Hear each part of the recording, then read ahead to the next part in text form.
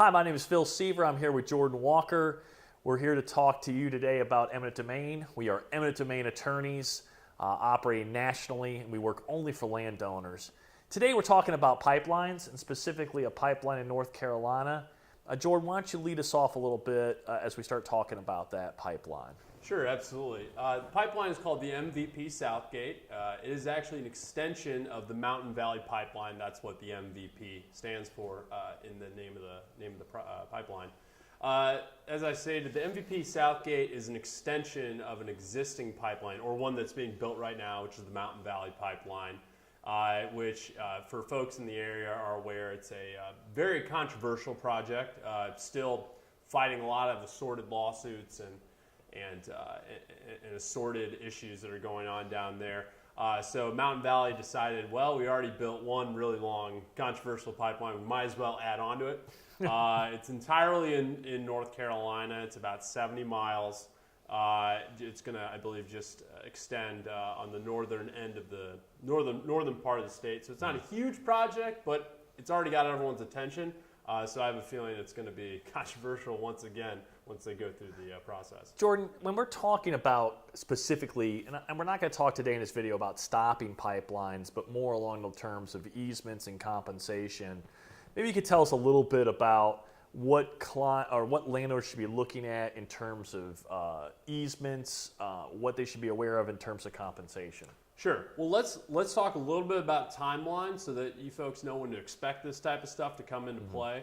So right now we are at the very, very beginning of the process for a natural gas pipeline that this one obviously is.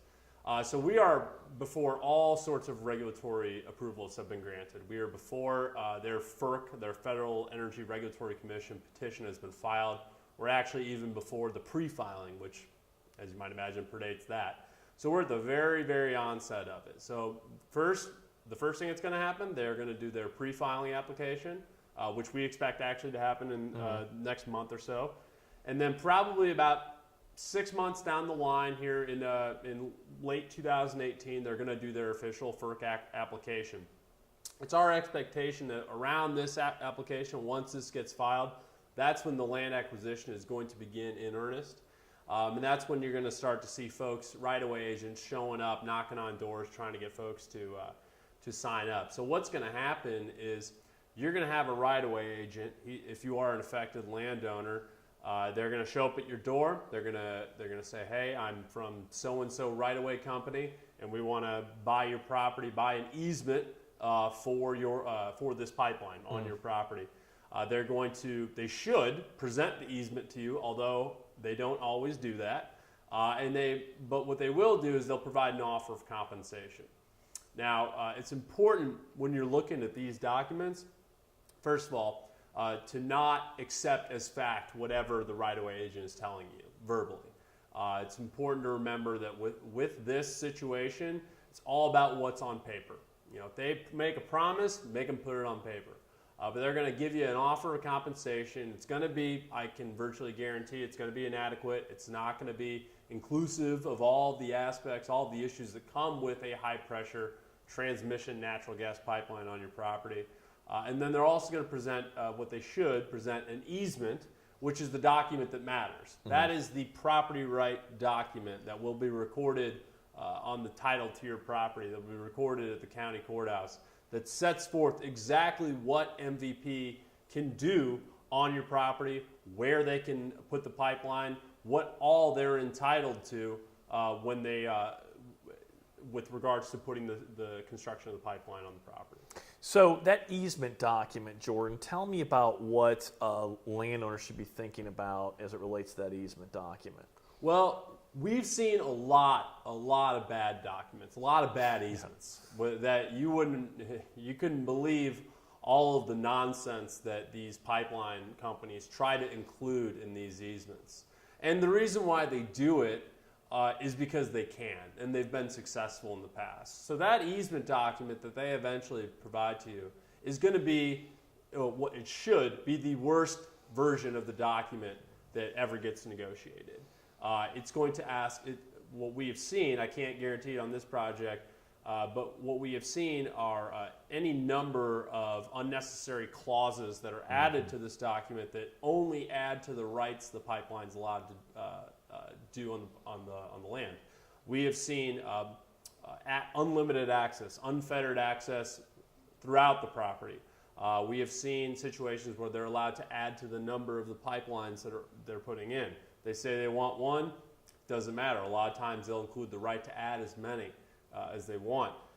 We have seen situations where other rights are granted, similar to such as fiber optic cable, where they'll have the right to run cable lines through the pipeline. You ask yourself, well, what does that have to do with the pipeline? And the answer is it has nothing to do with the pipeline. The reason why they do it is that the more rights that they're granted in this easement, the more rights they can then sell to other companies to come in under the rights of that existing easement to do what they want. So these are also money-making opportunities outside of a natural gas pipeline.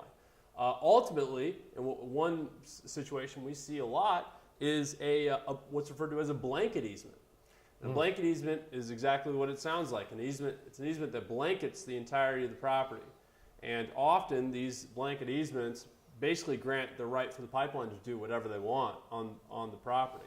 And it sounds ridiculous, but this is something that we see a lot, and it's something that it's a trick that pipeline companies use a lot, and they usually use it in tandem with a verbal promise from the right-of-way company.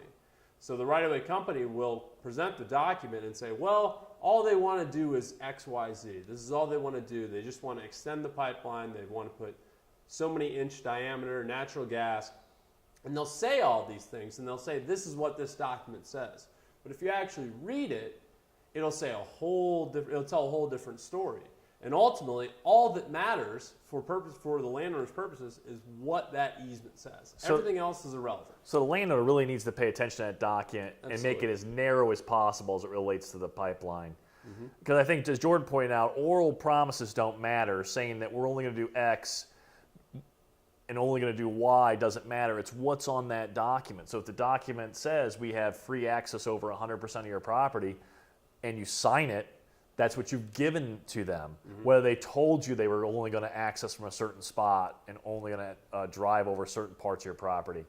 If you have concerns about that access piece, you need to make sure it's in the easement agreement. So you need to negotiate that agreement to make sure it spells out access, damages, whatever that you need to include in that.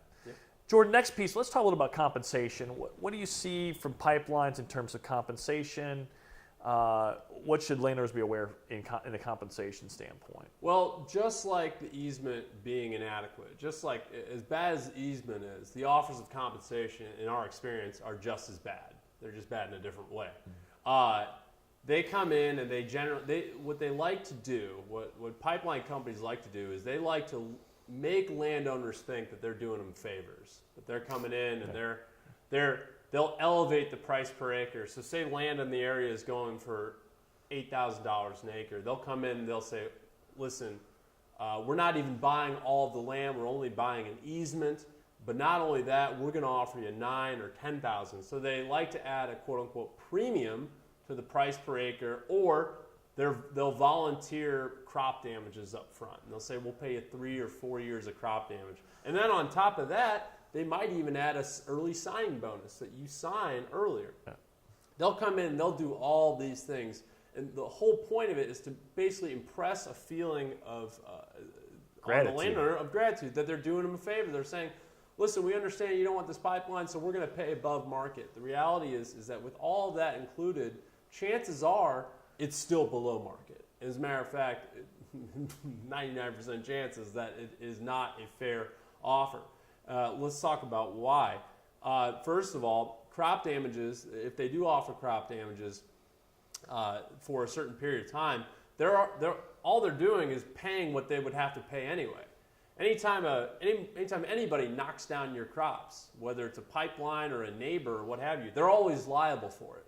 So them paying it up front is just them paying what they would eventually have to pay regardless. And then them talking about a premium on the price per acre, what they don't factor in, and this is on purpose, is the impact that that pipeline, that high pressure, natural, huge, this isn't local distribution lines, these are huge pipelines, the effect that that pipeline has on the rest of the property. You know, the chances of a spill, the chances of an explosion, the stigma, not wanting to live near a huge pipeline, that comes with a monetary cost, a devaluation in the rest of the parcel. So the whole parcel gets affected, The whole parcel, not just the piece being taken. The whole parcel. Will they ever talk to you about that? Absolutely not. Yeah, absolutely not. Absolutely not. And that's a big deal. And that the reason, again, the reason why they come in and they make these minor gifts, these minor gestures of compensation. And Jordan, that's assuming that they do. Yes. They don't always make these concessions. Yes. Sometimes you come up with really, really, really bad offers. Yes. So we've seen both. We've seen situations where they come in and they come in, they offer bottom dollar, and they don't even offer these gestures. And we've seen situations where they'll come in and they will make these minor concessions, quote unquote. But at the end of the day, whether they do it or not, they're all keeping it in a frame that's suitable to them, that doesn't actually truly compensate the landowner. The real money exists when you talk about remainder damage, when you talk about the consequence of living near or having property near these huge pipelines. It's real money that they will never talk about. Yeah. Talk to us a little bit about how groups work and what your thought is about forming a group for compensation purposes on this MVP Southgate pipeline.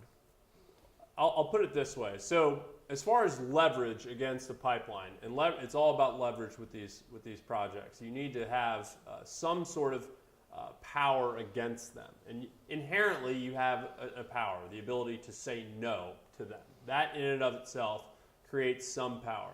But from a structural point of view, the worst landowner, the landowner with the worst amount of leverage, the lowest amount, is the unrepresented individual landowner.